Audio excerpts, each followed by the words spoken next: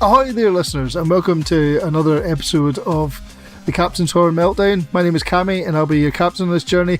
And I'm joined, as always, by, well, we're on a side mission again. We're on a little sortie.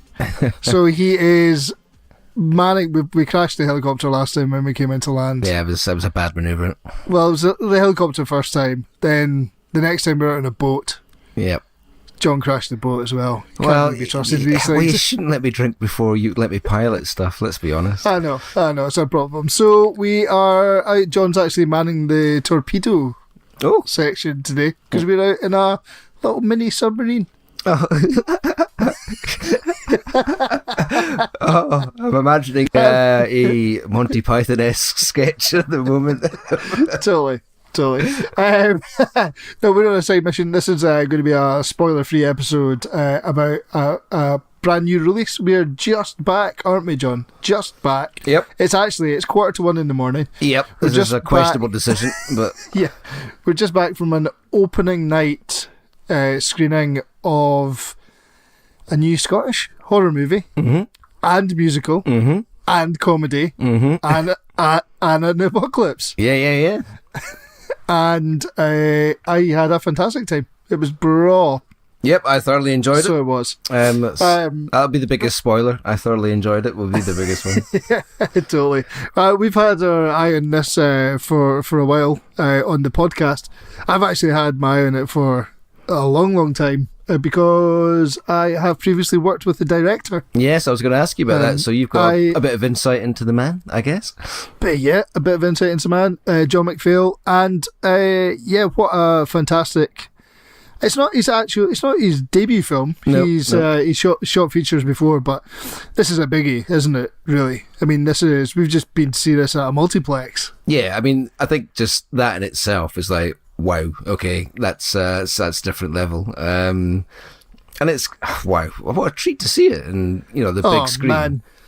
It's because usually a film like this, man, you'd be lucky to see it at a film festival, let alone an actual general release, and it will be a short general release, I guess.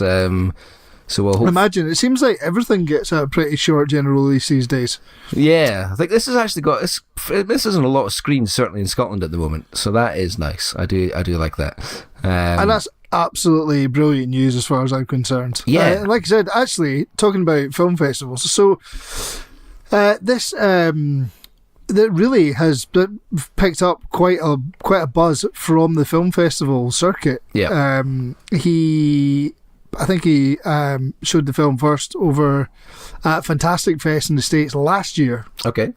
And it's basically been going strength to strength on the back of successful festival screenings, I believe.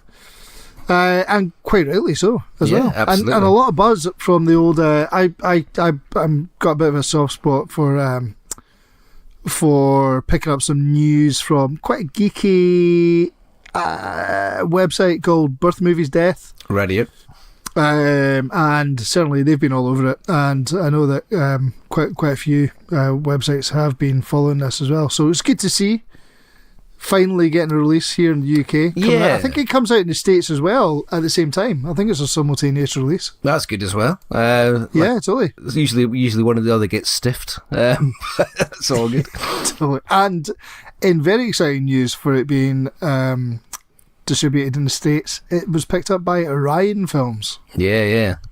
Back in the game. Which is amazing. Absolutely amazing. I mean, back when we were sort of young pups, renting crazy videos out from the video shop. Yeah, that was a logo. Always good. That was a logo you'd see a lot. Yeah, let's be honest. It was. So, I mean, what stuff have you worked on with John? I mean, how did you kind of... So, yeah, I first met John many moons ago when we were both working on a kids' TV show called Waterloo Road. Okay. It was filmed in Greenock. We were all... The entire production was based in a disused school, which was the set and production offices. It was it was a good time, actually. It was fun. The show wasn't really my cup of tea. Wasn't particularly highbrow. But I guess... highbrow is your cup of tea, is it now? That's not really, no. But all I'll say is I wasn't a teenage girl at the time, which might surprise you. But you are now. Yeah, of course. And Jon, now I think I'm right in saying Jon initially worked as a production runner in the office. Right. And then he worked in the camera team. He was a camera assistant. Right.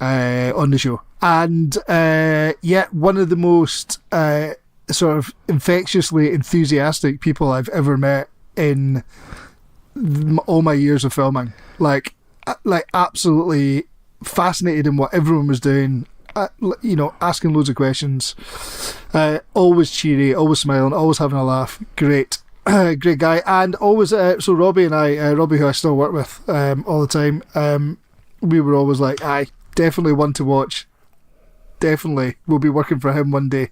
And here he is, directing films that are in multiplexes, which is great news. But yeah, so after he finished up on Waterloo Road, I hope my memory's terrible, so this might all be absolute nonsense. But he went off and directed a series of cool and very successful, acclaimed short films. Had a great short. I wonder actually, should have checked to see if any of these are available on YouTube or anything. Yeah, well, a great seek him out, see what you can find. Yeah, totally. Well, a great short called Just Say Hi. Which is a short romance set in a bus stop, which is fantastic.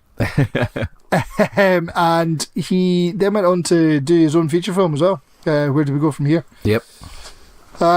Which I've not seen, but I believe may involve a nursing home or something. I think it's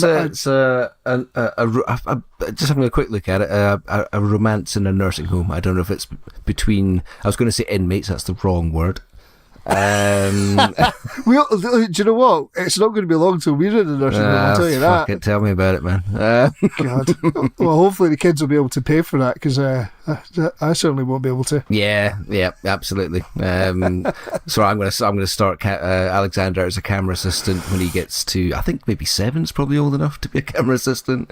Oh man, I mean, if you're just talking cable bashing and getting some batteries on charge, surely he's able to work now. You're probably right. Any 5-year-old should be able to do that. Totally.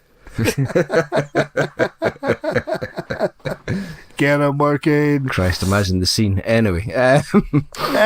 So yeah, I've I hold Jon in great regard, and I'm just really excited to see this film today. I've been waiting a long time to see it, and it was just a real joy to be able to go along and see it in the cinema. Well, I think, looking at this film and how you've described him, it does kind of shine through in this film, because it is a pretty joyous romp, I would say.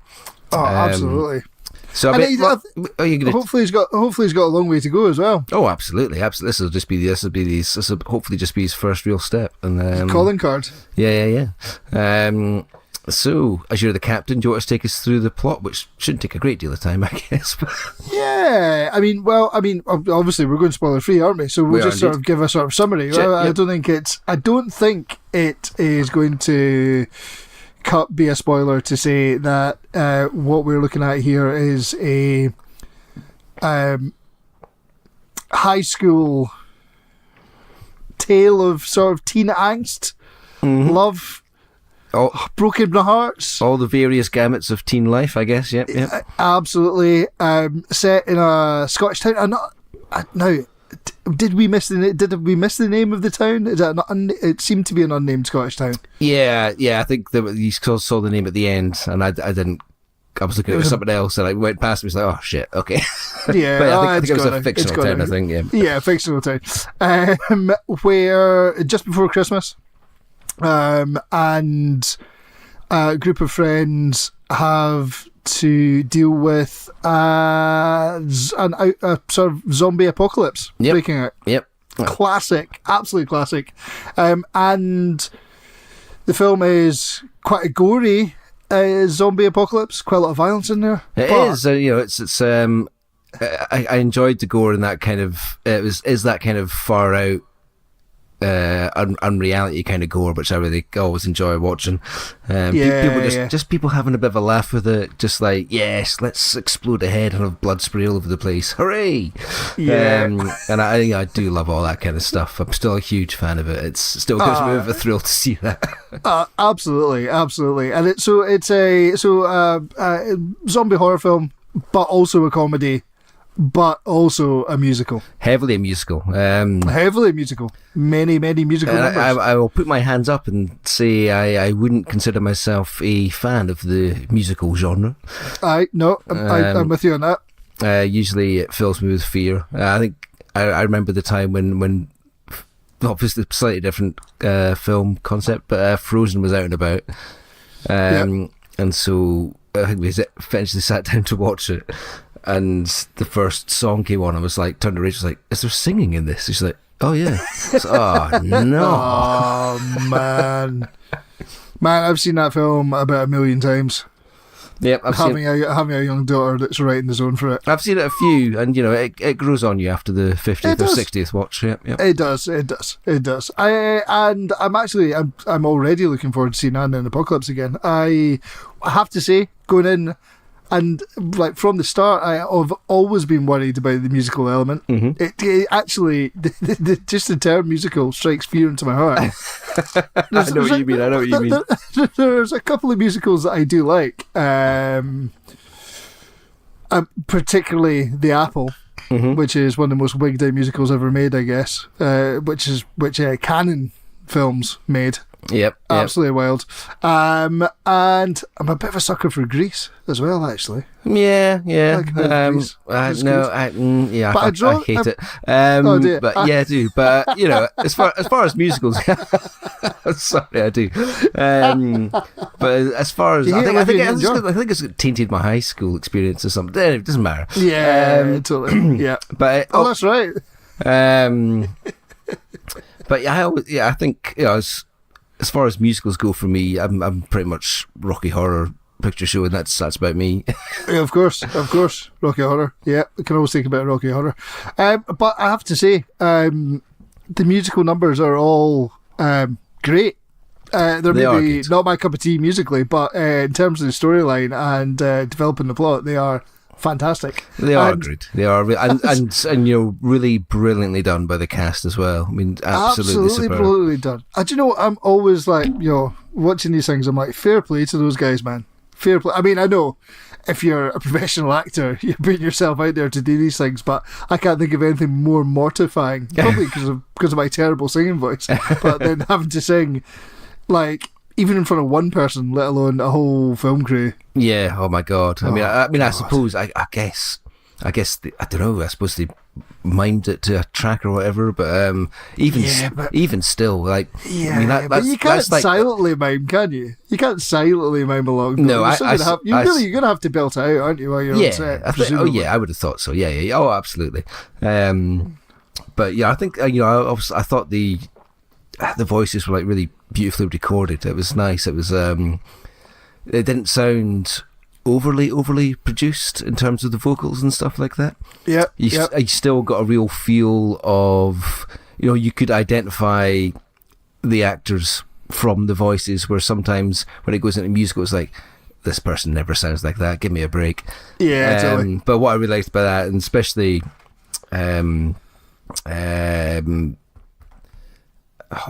what's his name? Malcolm Cumming, that plays John. I really liked that. He kept the Scottish accent rocking during the musical numbers. Yeah, totally. So that was really nice, because you don't get that very often. But yeah, I thought, wow, the performances, in general were that's fantastic. I mean, like, and most of the actors here, it's the first time I've seen any of them. I mean, they seem to, certainly the leads seem to have a sort of varying degrees of experience behind them. Yep. Ella Hunt, who plays Anna, absolutely fantastic. Yep. total dynamite. Malcolm Cumming, maybe a bit more fresh, bit green, yeah, a little bit more green, but still like really, really enjoyable. Sarah Swire, I think her name is. Yeah, she's awesome. Actually, she's great as well. Like, definitely, these are all guys that we've got to be. I'm excited to be looking out for now. Do you know what I mean? Yeah, absolutely. And of course, on top of that, you've got you do have some. If you're out with Britain, maybe not as much, but you've got some bigger actors in there. Mark Benton, who has done about a squillion TV programmes. In fact, one of those faces, as soon as you see him, you'll be like, oh, right, okay, yep, I know this guy from somewhere. But I mean, Mark Benton actually was on Waterloo Road. Oh, okay. We were filming it as well. So okay, that's cool. another like. Cool. So there you go. And Paul Kay as well, who, I mean, I guess is probably going to be very well known internationally as Thoros of Myr. Yes. Thoros of Myr? Yep, and Game of Thrones. Game of Thrones. Yep, I suppose more to me, like certainly, well, probably our age group, Dennis Pennis would Dennis be... Pennis, oh man. One of the sort of trailblazers for that, like, just going and making an absolute tit of yourself. Yeah, and just like noising up celebrities, like... Yeah, got a vague Ali G vibe to that character, I guess. No, like a definite sort of influence on Ali G, I'd say. Like, he's got to be. And yeah, definitely those guys. I really like to see she had a tiny little role in it, and it's probably, I don't know how internationally well she'll be known, but it's good to see Kirsty Strain, who I know from a show I absolutely love called Burniston over here, which is Scottish sketch show. Of course, yep. Absolutely fantastic. So it was great to see her. Oh, it's interesting. I was looking at as Marley. I'm going to murder her second name here. Marley Sue. She's also absolutely phenomenal in this. Plays Lisa. I thought she was great and has a phenomenal scene towards the start of it. There is a superb. It's like a sort of school variety show they're putting on for Christmas. Yeah, Christmas variety which show. Starts off beautifully with two penguins and a song that is just transcendentally brilliant. And it really is fantastic. It's just hilarious. And then you wouldn't see two penguins breakdancing to a sort of hip hop song about fish. This is your film. And then she comes on after them and sings this gloriously lewd song about Santa. It's absolutely... And the reactions that they film in the audience are absolutely terrific. I mean, absolutely show-stopping stuff from her. I thought it was and she's actually also appears in an episode of Still Game, which if you're... brilliant. Which is nice. I had a wee look at that earlier, but I just thought that, oh my God, that scene was just absolutely pinpoint perfect. Yeah, it's important to say that it's like, yes, it's a musical, yes, it's a zombie film, but it's also a comedy, and man, there's a lot of genuine laugh out loud moments. We were bellowing away at, all the way through the film, actually. Yeah. I was thinking of a friend of the podcast, Mitch, has a very distinctive sort of half snort, half laugh, which is called, which we call the Duke snort, and it's often used as a rating for how funny a film is. And man, that would rate highly on the Duke snort ranking. I mean, really, there are some brilliant laughs in it. It's just I love really Malcolm Cummings' reaction to the first zombie kill in the playground. Yes. Yeah, absolutely terrific. Like it probably encapsulates what anyone else would do in that situation. Yeah. Oh, it's just so I don't know. I loved it. I just think it's like so well done to take, what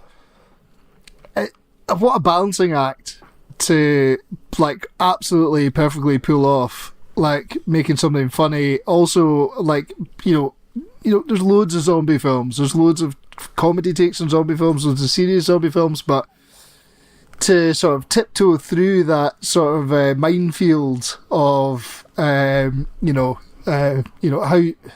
it just come out at the end with like a genuinely funny and fresh take on the zombie film. Yeah, also brilliant. filled with like, you know, some really shocking moments as well. Totally, some really, really brutal violence. I mean, I can't, you know, I'm not going to underestimate, you know, you can't. I mean, there's, it's not just, it's, you know, I can't really say anything without giving anything away, but that's it. I know it's hard, isn't it? It is difficult. It is difficult. But there are moments here where you're just going to be like, "Oh no!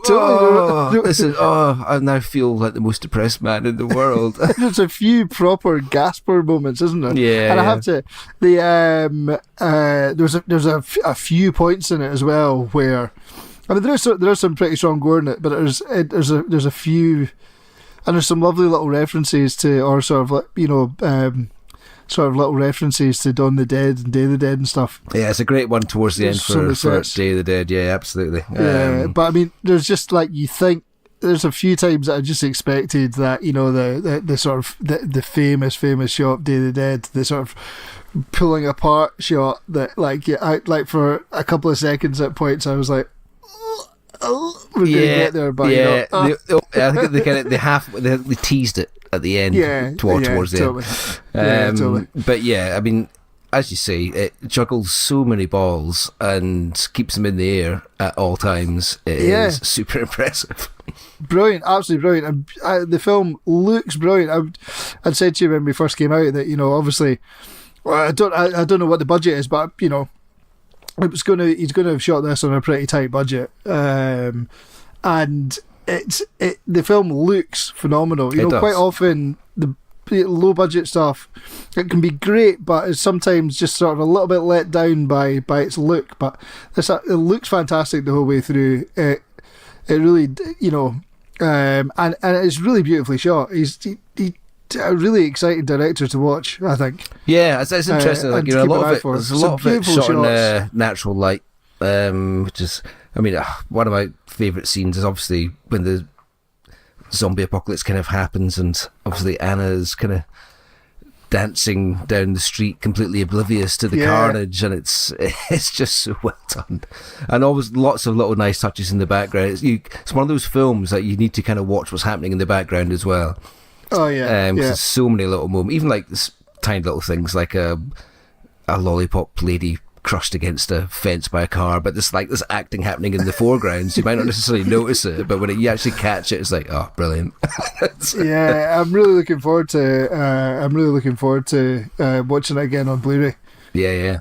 When it comes out, and being able to watch it over again a couple of times, you know, and just see what we missed that first time round. I actually spent quite a long time at the start, sort of looking to see if there was anyone that, because I know quite a lot of people that were on the crew. You know, I mean, like, working in the industry up here, it's not a massive industry, so I knew lots of people that worked on it. So I was actually constantly keeping an eye out to see if I recognised anyone, if anyone had been dragged in as a zombie at any point. But I sort of, you know, I got swept along by the film pretty quickly and just sort of gave that up. You know, sort of left that head at home and just went with the flow. Yeah, brilliant. And I'll tell you, I mean, I'm presuming that there's the obvious references here as well are Glee and High School Musical, but yeah, well, it was interesting. Neither of which I've seen. No, I've seen bits of Glee because I think Rachel used to watch it. Right. High School Musical I have not seen, but interestingly, I just read before frantic little bit of research that Ryan McHenry, writer, I think he got the idea by watching High School Musical and thinking this would be a lot better if everyone got killed by zombies. Well, do you know what? Fair enough, I've not seen High School Musical, but I'm willing to accept that he was right. Yeah, me too. I would presume that would be the right assumption. And obviously this actually, this production tends with a bit of sadness is that Ryan McHenry never got to see his vision to fruition. Dying from cancer at the horrendous age of 27, I think. I know. Which is absolutely brutal, but you know, what a little epitaph to that guy. Yeah, totally. Lovely little legacy to have left. Absolutely, behind, absolutely. So, Brilliant stuff, brilliant. And well, I think we have got our point across, really, of what we think of the movie. Yep, I think we're trying. I think, as well we said, we're trying to keep these little side missions short, and failed quite badly in Suspiria, I think. Yes, yeah, we did ramble on a bit. Yes, I mean, I think it's quite hard to go into anything more specific in this without any spoilers, really. I mean, there's so many. There are loads of things I'd love to talk about, but I just don't think we're going to be able to without giving the game away. And I really want people to go and see this. I think it's a great little movie, and I like it's one that I'm definitely going to add to my sort of yearly list of fucked up Christmas movies. Yeah. I'd love to have this Blu-ray sat alongside Rare Exports, Bad Santa, Totally. I mean, I think there's lots of lovely relationships in this film as well. Between the characters, and again, we can't say really very much without giving the game away, but again, that's a real strong point of this film. There's a lot of heart in this film. Definitely. Between these characters and in the script, and real double high fives. Absolutely great stuff. Yeah, double high fives. I would love to talk about it more, but I would love you to go and see this fresh without any knowledge of what really is the main underbelly of this film. But safe to say, it is a lot of fun. Yeah, totally. Well, I'm going to certainly be getting in touch with John just to say congratulations, well done on the film, loved it, and I might see once things calm down a little bit for him. I'm sure it's quite hectic at the minute. I might see if we can get a couple of questions off him, and maybe have another side mission. Yes, I would be pretty side mission heavy these times. We have. Well, I mean, it's good for us that there's so many great genre films coming out in the cinema. Again. And it's always this kind of time of year. I think that's just why we've had a fair whack of them. Oh God, we've had a good run. That's 3 good side missions in a row we've had. So fantastic stuff. And and again, it's just something I've always. I think. Do you remember when we spoke to Chris Downey, our old podcast? Yes. Now Chris Downey has directed a film called Shooting Clerks, which is a biopic about Kevin Smith's directing Clerks. It's very much set around that time. Another Scottish director who set much of his American-based film in Scotland, full credit. On a minuscule budget as well, and he's done really good stuff with it, and it's still not been fully released because they've been trying to get lots of cameos from the original cast. I think they've pretty much nailed it now. But it's it's interesting this time. There's a lot of stuff shot in Scotland, I mean, loads of things happening. There's loads going on. It has been really busy of late, but we're still struggling without a proper studio set up. We'll get one day, but there's been lots happening, and I'm particularly excited to see if John. I'm sure John has been in lots of meetings with lots of people about future projects, and hopefully he'll be shooting some of that stuff in Scotland at least. Well, absolutely. I mean, so I kind of went off point, but why I mentioned Chris there. Chris Downey was, one of the things he said is like, we need more films coming out from Scotland by Scottish directors. And here you go. Here's one. Yes, totally. No, absolutely brilliant. I'm overjoyed that we've got our very own Scottish musical zombie horror comedy. Absolutely. Yep. Brilliant. All right, well, thanks for listening, folks, and I think it's pretty obvious that John and I love this film. Thoroughly enjoyed it. A great Friday night out, and get yourself down to the multiplex if you can and get it watched. Absolutely. On bigger news, actually. Oh, obviously we had to drive to the multiplex. Yeah. So technically, all day Friday, I had nothing to drink because I've only just opened a beer in the last half hour. Yeah, it's wild, isn't it? Wow. Wild. Yeah, I had to drive there and back as well. In fact, an hour's drive there, an hour's drive back. I'm so proud of us. Oh, beautiful. But we're getting to enjoy a tasty beverage now. I'm having a little whiskey and a glass of Creek. Oh, lovely. What a combo. Perfect.